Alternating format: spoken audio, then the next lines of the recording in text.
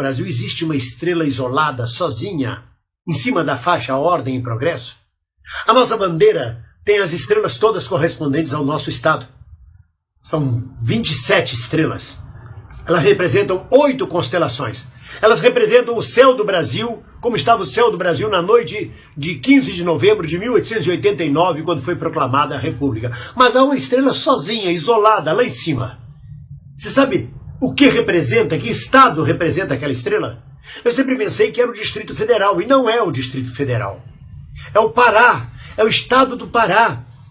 A última província brasileira a aderir à independência em 1823, em 15 de agosto de 1823. Hoje é 14 de agosto, amanhã fará 195 anos que o Pará, o Grão-Pará, a província, aderiu à independência brasileira. E só aderiu porque um brig, um navio de guerra comandado por um capitão inglês, John Grenfell, bloqueou o porto de Belém e avisou, blefando, que havia uma esquadra fora da barra, pronta para bombardear a cidade, se eles não se rendessem e não aderissem à independência. O que era mentira, só havia aquele navio.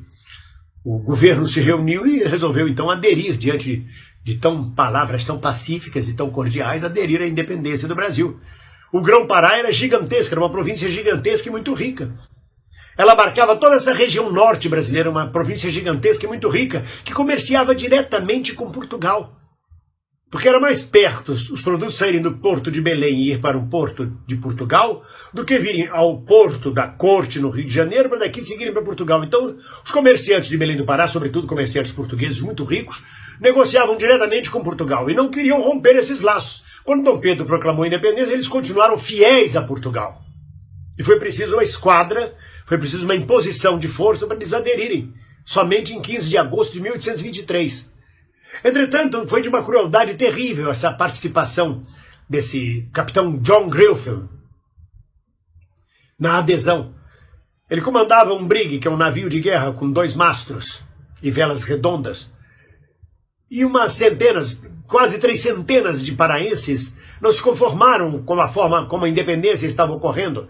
Participavam de um movimento que queriam a eleição de um governo popular e não com um governo imposto pelo poder imperial.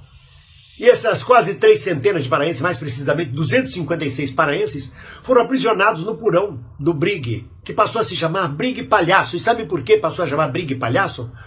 Porque eles ficaram presos lá, embaixo no porão. De vez em quando os soldados, a mando do capitão, abriam o porão e disparavam tiros nos prisioneiros lá embaixo. Eles ficavam agonizando e morrendo.